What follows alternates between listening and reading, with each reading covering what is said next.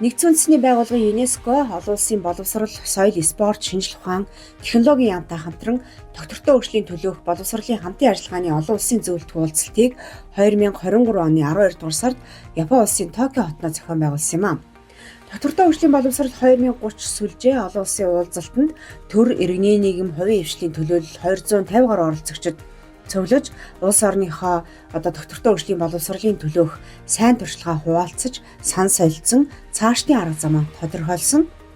За доктортой хөгжлийн боловсрол 2030 хөтөлбөрийг хэрэгжүүлэхэд гишүүн орнууд оролцогч талуудыг дэмжихийн тулд ЮНЕСКО нь доктортой хөгжлийн боловсролын сүлжээ 2030-ыг 2022 оноос эхэлж байгуулсан. За өнөөдрийн хүртэл тус сүлжээ нь дэлхийд даяар ЮНЕСКОгийн гишүүн 80 гаруй улс, олон улсын 50 гаруй түнш 4000 гаруй оролцогчдыг нэгтгэн ажиллаж байна. За уулзалтын эхэнд зочдын хэлсэн үгнээс онцлбол sense of responsibility towards our planet. We also recognize the importance of cultivating. За саяхан 9-р ангийн байгалийн ухаан, нийгмийн ухааны хичээлийн хөтөлбөрүүдийг судлахад сургалтын хөтөлбөрийн 69% нь уур амьсгалын өөрчлөлтийн талаар дурдаагүй. За 66% нь доктортой байдлыг үл тоомсорлсон байсан. Энэ дутагдал нь үндэсний сургалтын хөтөлбөрт доктортой хөгжлийн боловсролыг иж бүрэн тусгах хэрэгцээг харуулж байгаа юм а. Сурагч оюутнуудад байгаль орчны доктортой байдал, нийгмийн шударга ёс, тэсвэр хатуужлын харилцан уялдаатай байдлын талаарх ойлголт, мэдлэг өгөх ёстойг харуулж байна. За үүний тулд бид бүгдээрээ хүчин чармаалтаа нэгтгэх ёстой. За мэдээж хэрэг суралцагчдад боловсрлоо хүрээлэн буй орчинтойгоо шууд холбоход нь туслах үндэсний арга хэмжээг хэрэгжүүлэх нь доктортой хөгжлийн боловсрол 2030-ийн зорилго юм а гэж онцолж байсан юм а. This is why we come together and why we work together. Civil society, government, private sector and educational institutions.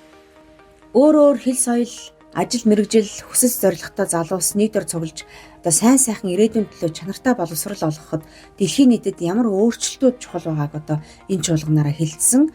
Улс орондоо нөлөөлөгч, манлайлагч бүхий залуучууд өөрсдийнхөө туршлагаас танилцуулсан. За хилцүүлгийг хөтлсөн Буркина Фасо улсын эрхэмсэг дээд гүнж Авзе Жигма сангийн тэргүүн Авзе Жигмаас өөрийнхөө хэлсэн үгэндээ иргэд маань шүүмжлэлтэй сэтгэлгээтэй, сэтгэлийн хаттай, хариуцлагатай, маргаашийнхаа сайн сайхан ертөнцийн төлөөх зан ёс суртахуунтай байгаасаа гэж хүсэж байна. За эдгээр нь бидний гол идэвхжүүлэгч, бидний гол боломж юм аа. Би Буркина Фасогоос ирсэн. За тэнд бол дэлхийн бусад газрууд ч гэсэн нүүрлж байгаатай яг адилхан ган гэрчиг болж байна.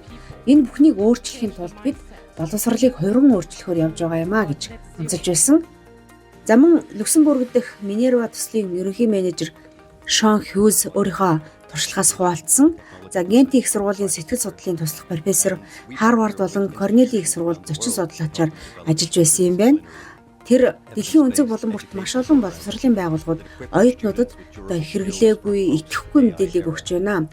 Бодит амьдрал туршлагаас хол хөндий гэсэн үг.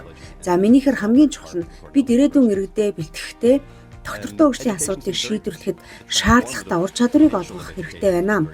Тиймээс дэлхийн боловсролын хуучин загварыг шин загвараар солих, өөрчлөх хэрэгтэй. За энэ шин загвар нь салбар дундын оюутан төвтэй, идэвхтэй, туршлагатай байх ёстой. Манай олон оюутнууд хиймэл оюун ухаанаас хамааралтай болж байна. Тэдний идэвхтэй иргэн байх чадварыг сулруулж байгаа нь яг одоо бидэнд тулгараад байгаа бас нэгэн асуудал. Тиймээс бид оюутнуудад хиймэл оюун ухааны мэдлэг олгох, багш нарын ур чадварыг дээшлүүлэх хэрэгтэй байна. Боловсролыг хиймэл оюун ухаанд колончлуулах, үүний нэгэн төрөл болгохыг бид бас зөвшөөрч болохгүй юм а гэж хэлж байсан юм а. Өмнөд Африкийн залуучуудыг төлөөлж Ахая Милитапа оролцсон. За Ахая Милитапа санг үүсгэн байгуулагч тэрээр Өмнөд Африк дахь ерөнхийлөгчийн дэргэдэх уур амьсгалын комиссийн хамгийн залуу төлөөлөгч юм байна. За магадгүй энэ чуулганы бас хамгийн залуу төлөөлөгч нь байсан баха. Тэр 2020 онд Мэйленд Guardian сэтгүүлээс Өмнөд Африкийн хамгийн хүчрхэг эмэгтэйчүүдийн нэгийг шалгаруулахад шалгарч байсан юм байна. За мөн Антарктидад хөтөлбөрийн 5 ялагчийн нэгээр тодорж байсан ийм Өмнөд Африкийн манлай залуу бүсгүйчүүдийн нэг юм байна. За тэрээр өөрийнхөө түүхээс ярихдаа уур амьсгалын өөрчлөлт бол надад манай гэр болд бас адилхан нөлөөлсөн. Бид маш удаан хугацаанд ган гачигт өртсөн. Учраа олохгүй эргэлзэж миний хувьд бол маш их бухимддаг байсан. За тэгээд уур амьсгалын өөрчлөлтийн талаар илүү их олж мэдсэн арга бол манай сургуулийн сургалтын хөтөлбөр байсан юм аа. Манай сургуулийн хүмүүс уур амьсгалын өөрчлөлтийн талаар төрийн бас байгууллагын хүнлэнгийн хүмүүсээр одоо хичээл заалгадаг байсан. Тэдний одоо хийхийг хүссэн зүйл бол уур амьсгалын өөрчлөлтийн нөлөөллийг бууруулахад залуучуудын үүрэг хариуцлагын талаар ойлгуулах явдал байсан юм аа. Тиймээс ч миний хувьд одоо боловсрал намайг өнөөгийн төвшөнд хүргэсэн. Ер нь залуучууд бид өөрөө өөрсдийгөө өөрчлөх, бүрэн шинжлэх бүрэн боломжтой. За бид хүсснээрээ одоо өөрчлөлтийг бас бий болгох боломжтой гэж хэлж байсан юм аа. All they wanted to do was let young people know about the impacts on climate change and our responsibility. За хилцүүлгийн дараагийн хуралдаанаар доктортой хөгжлийн боловсролыг дэлхийн нийтийн боловсролд нэвтрүүлэхэд дэмжлэг үзүүлэх үйл ажиллагааны тэргүүлэх чиглэлүүдийг хилцсэн үүнд сургууль бүхлээр ажиллах арга хандлага орж байна. За энэ сэдвийн хуралдаанд сургуулийн орчныг хувирган өөрчлөх, суралцагчид сурч мэдснээ ашиглан зөв амьдрах талаар туршлагаа солилцож хилцсэн хилцүүлгийн 4 оролцогчийн нэг нь манай улс байсан юм аа. Боловсрол шинжилгээ ухааны яамны харьяа, боловсролын судалгааны үндэсний хүрээлэнгийн төлөөлөл, Монгол улсын санаачлаг, ололт амжилт туршлагаас танилцуулсан. За уулзалтын дараа өдөр нь зочид төлөөлөгчид баг болж одоо Японы доктортой хөгжлийн боловсролыг нэвтрүүлж байгаа жишг сургууль цэцэрлэгийн төлөөлөлтөд танилцсан. Токио Юрикага цэцэрлэг 250 гаруй хүүхэдтэй 40 гаруй багш ажиллагстай. За Япон хүн ер нь хэрхэн аж төрдөг, ямар уламжлал ёс заншилтай, хэрхэн аж ахуйгаа эрхэлдэг гэдгийг бодит байдлаар тоглоомын арга хэрэгслээр зааж сургадаг ийм цэцэрлэг байх юм. За газар дид үтц, тээврийн сайдын нэрэмж шагналтай, ерөнхий сайдын нэрэмжт Гран При шагналтай 2018 онд ЮНЕСКОгийн холбогдох сүлжээнд гишүүнээр илсэн гэд нэлээд алдартай цэцэрлэг байна.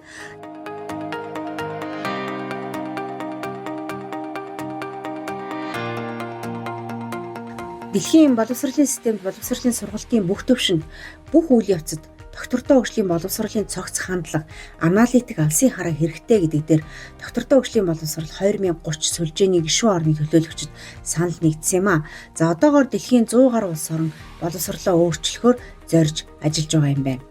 За нэгдсэн үндэсний байгууллагын ЮНЕСКОгийн боловсролын асуудал хариуцсан орлогч Стефания Жанини уулзалтын төгсгөлд хэлсэн үгэндээ 2003 он буюу шинэ мянганы их үеэс ЮНЕСКО нь энэ чиглэлд өөрчлөлт гаргахын тулд сайжруулахын тулд улс орон гишүүн орнуудыг бодитоогоор дэмжиж байгаа.